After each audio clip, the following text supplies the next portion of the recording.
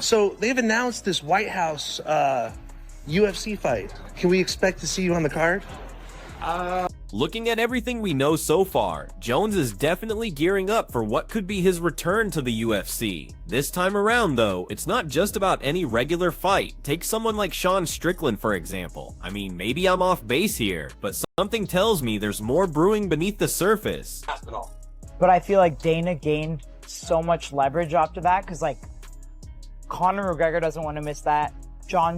Jones has his sights set on this massive showcase event. His training has shifted dramatically, especially after he made it clear he wants to work alongside the new UFC middleweight champion, Khamzat Chimaev. These two have been spending time together lately, and Jones couldn't be more vocal about wanting to help elevate Chimaev's game. If this partnership actually happens, it won't just boost Chimaev's skills. It'll also signal that Jones is dead serious about getting back to elite form, even with all the question marks surrounding what comes next in his career. I watched you do an interview. You spoke so highly, so respectful of Jon Jones, calling him the GOAT. People are already looking at you as probably one of the greatest to ever do it, and you're so young in your career. Do you feel Jon Jones is the GOAT of the UFC?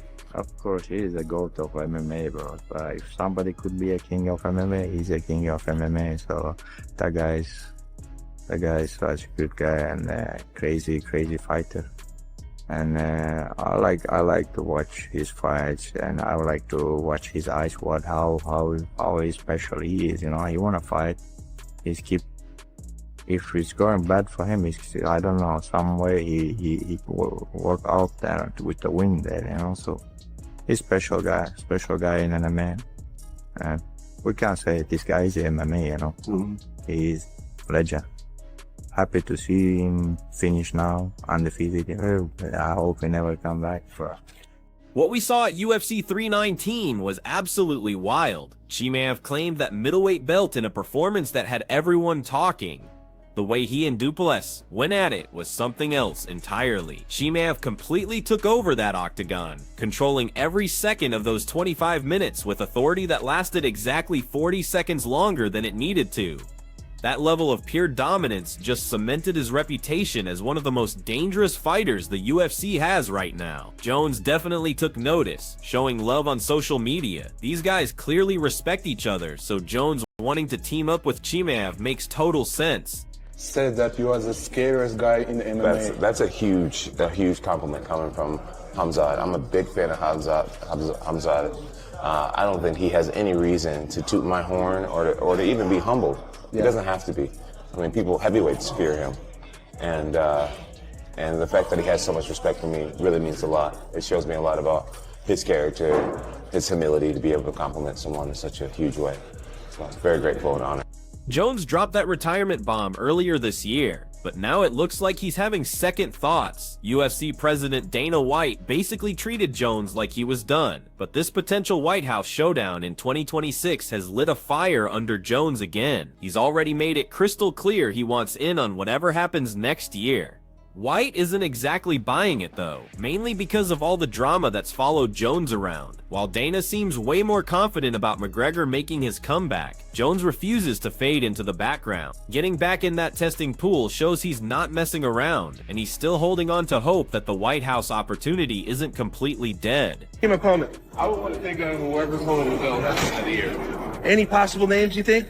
But, no, I mean, as of right now, the champion is Tom Aspinall, but we'll see who's the champion at the end of the year. And it'd be only fitting to have an American guy fight for the championship that night. I'd be willing to. White isn't backing down from his stance though. He's been pretty upfront about his concerns regarding putting Jones in such a spotlight, pointing to all the baggage that's derailed Jones's career before. The UFC boss has every reason to be cautious when you're talking about hosting something on the White House lawn. With Jones's history involving failed drug tests and injury problems, all under intense public scrutiny, it's created this cloud of doubt about whether he can stay locked in for something this massive. Dana even went as far as calling Jones's White House chances 1,000,000,000 to 1, but Jones didn't take that as the final word. He doubled down on his comeback plans instead, grinding through training sessions with the same positive energy, still believing he can earn his way onto that card. This is the same relentless self-belief that made Jones the most feared competitor in MMA history. His confidence never wavers, and despite facing incredible odds, he's determined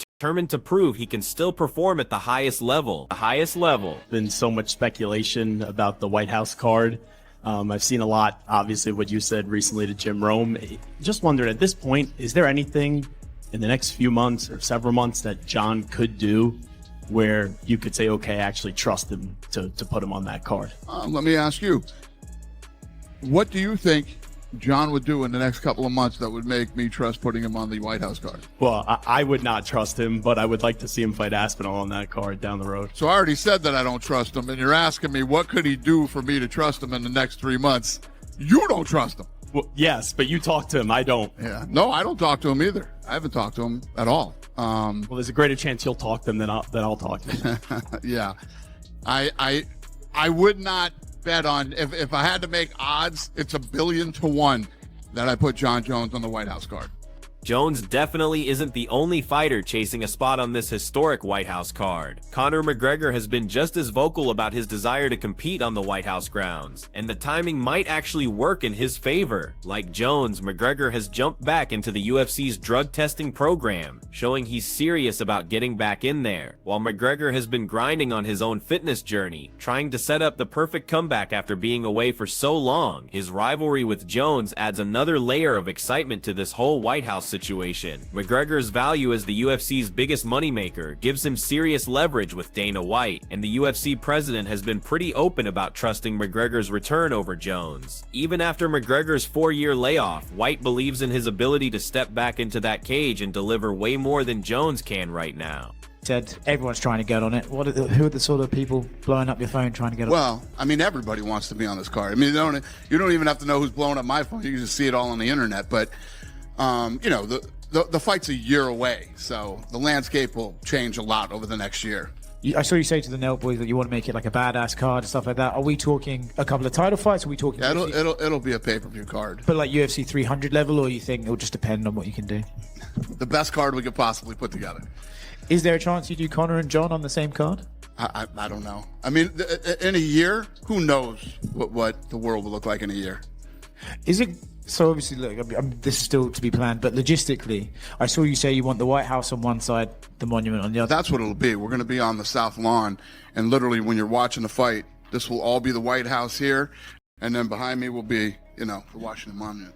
This whole event represents a massive opportunity for UFC fighters across the board, but it comes with some serious challenges too. According to Dana, everything is still in the early planning phases, and White has made it clear that matchmaking conversations won't even begin until January 2026 rolls around. Organizing something this significant is incredibly complex, no doubt about it. Even though both Jones and McGregor are hungry to be part of this, it's not clear if the UFC wants to take the risk of putting either one of them in such a high-stakes situation. Jones keeps pushing through his training anyway, banking on his shot at landing on this White House card. Right now, Jones stays ready and confident that his chance, no matter how slim it might be, is still worth fighting for. I'm tired. I felt like I've done it all in the MMA space. There wasn't too many more challenges for me. I just wanted to do something more than championships and money. Donald Trump mentioned that he wanted to have a fight at the White House. That just seems like such a huge opportunity. I'm a very proud American. I have a lot of close friends that are in the military, so I'm back.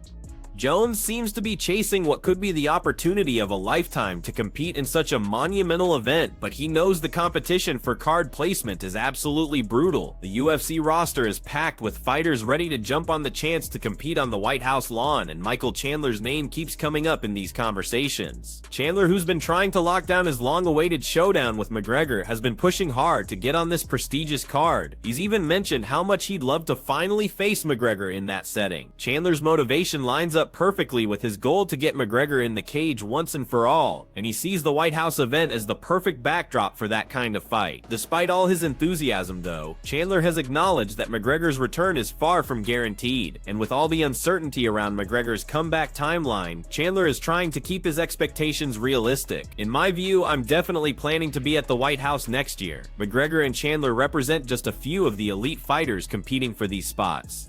Each fighter faces their own unique obstacles in the race to secure their position. For Jones, it's about convincing Dana White that he's still reliable enough to headline such an important event despite his troubled past. McGregor needs to demonstrate he can still compete at an elite level after such a long absence, and for Chandler, it's about finally getting the fights he's been chasing while staying focused on his own preparation. There are so many moving pieces right now, and while the White House card is still far off, it's obvious that every fighter involved is taking this seriously. When it comes to Jones, his dedication to earning a spot on that lineup seems unshakable. Even with Dana White continuing to express his doubts, Jones keeps pushing forward with his training, putting in all the work necessary to be ready for whatever opportunity comes his way. Whether he ends up headlining the White House card or not, his determination is impossible to question. After all, Jon Jones has overcome much longer odds than 1 in a billion to reach the top before.